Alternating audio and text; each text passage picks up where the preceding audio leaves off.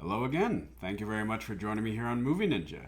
Tonight I'm going to be talking about Thermae Romae Novae. From Latin, it means roughly new Roman bath. This is a new anime on Netflix, and it's one of the most interesting and original premise for a show that I've seen in a very long time. It's about Lucius Modestus, a young architect who comes from a line of architects. His father was an architect, his grandfather was an architect, but they specialize in a very specific type of building. Or at least building social cornerstone infrastructure. I'm not entirely sure what is the best phrasing necessarily for this. Thermae. Thermae is what would have been referred to historically as a bathhouse. They could either be public or they could be exclusive, depending on your station. But these were essentially bathhouses. Okay? And Lucius Modestus is very proud of his lineage, and he wants to continue to, be a successful architect, of bathhouses. And he wants to innovate and incorporate new ideas into them. Well, when the show begins, he's just been let go from his most recent contract, because even though he has been trying to maintain the tradition that his father and his grandfather put before him, he thinks that his claim to fame is going to be, I'm going to continue with, the traditional model of Thermae. And that'll be my the way I make myself move forward in my chosen career path, as well as also to maybe enhance. And that's the thing. I understand where he's coming from, the idea of the reverence of traditionalism, but the idea being that if you're going to establish your career on this is not something that is going to be sustainable, because your claim to fame has already been done a lot by by many other people that came before you, is the thing. So in a moment of frustration, unfortunately, he slips in the bath and he travels through time and space into Japan. Now, Japan, for those who have are a little bit culturally unaware, Japan, then and now, also has its own bath culture. And so, there is an interesting cultural cross-pollination. He slips in the Thermae in ancient Rome, and then he winds up in a bathhouse in Japan. When he travels this way, it's always at a different era. And I think that's actually rather interesting. It seems that the first time he travels, it's in the 1970s. There are some posters on the walls, which, movie poster. Who's that going to stand out to, right? For Jaws and Enter the Dragon, these are 70s. These are 70s movies. So, by approximation, educated guess, first time, 1970s. 1970s, another time, he is in the very early 2000s, roughly in 2009 in Shinjuku. Another time, it is immediately before, I believe if I have my if I have my history correct, it is before the Meiji Revolution, roughly around the time where the merchant class is becoming much more prominent in Japan.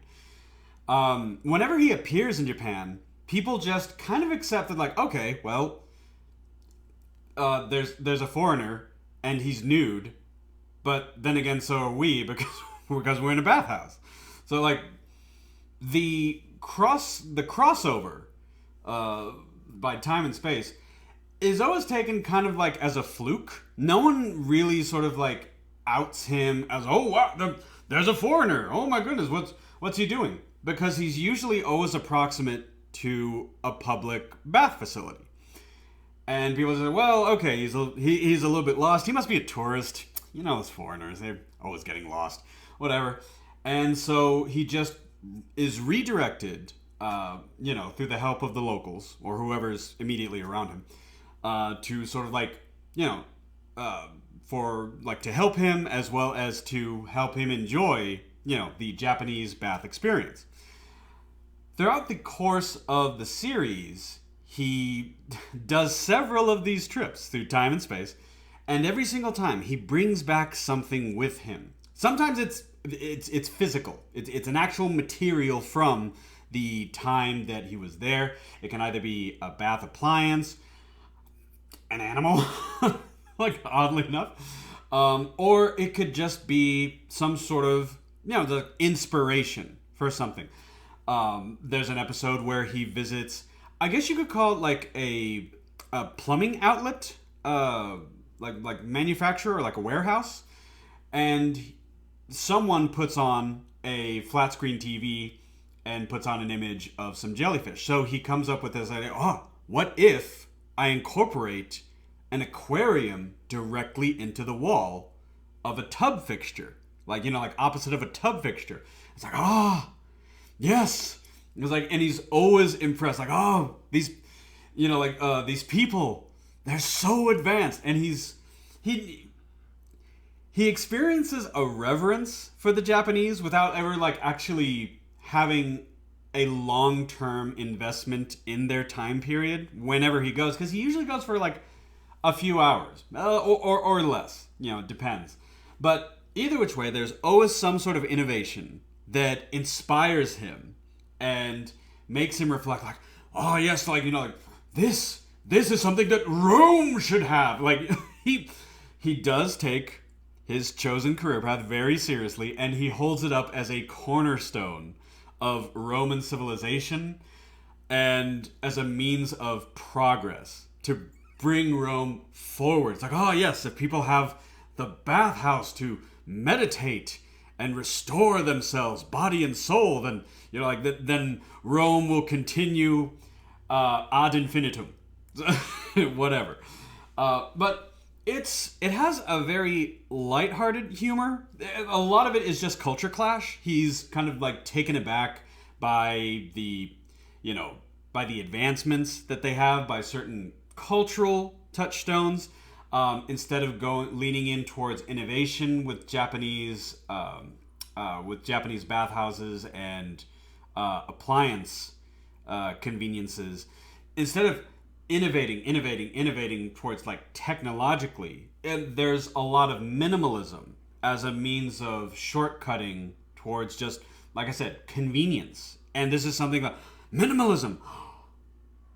What? Like that's an option? We don't always have to be opulent and gaudy and just extravagant? I mean, yeah. And which is to put out there is an episode where someone is very nouveau-ish and they just want everything to be shiny and glittery, jewel encrusted and whatnot. And so, like, he's not always of the mindset, like, if things have to be extravagant and luxurious to be Roman. I mean, there is a very specific aesthetic that he is looking for with this. But at the same time, you know, it's like, oh, okay, like, you know, like minimalism. He had never considered minimalism before because the Romans are not particularly minimalist, you know, historically or culturally. But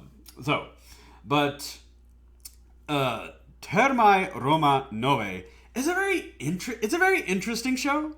It's a very, like, in its own way, it's very humorous. The humor is very light. It's not a whole lot of like pratfalls. It's just a lot of it is the fish out of water sort of like humor. But it's not done in a sort of goofy, silly fashion, which I really like. I found it refreshing.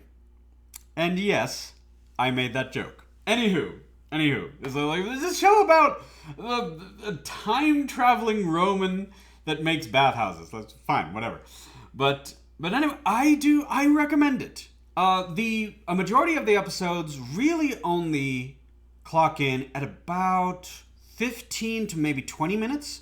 The remaining running time is about every episode is punctuated with about 5 minutes where the original writer of this graphic novel series takes the audience on a like journey through various very famous bathhouses, as well as gives some historical context for why Japanese bath culture is the way it is. I found that actually very interesting. It was a very interesting aspect to sort of like see this, how these traditions developed for the Japanese and how she was inspired, along with some historical research on her own, to sort of make a character like, well, what if this ancient Roman Thermae architect was to see what we had to offer in Japan? And it is it's a very interesting premise.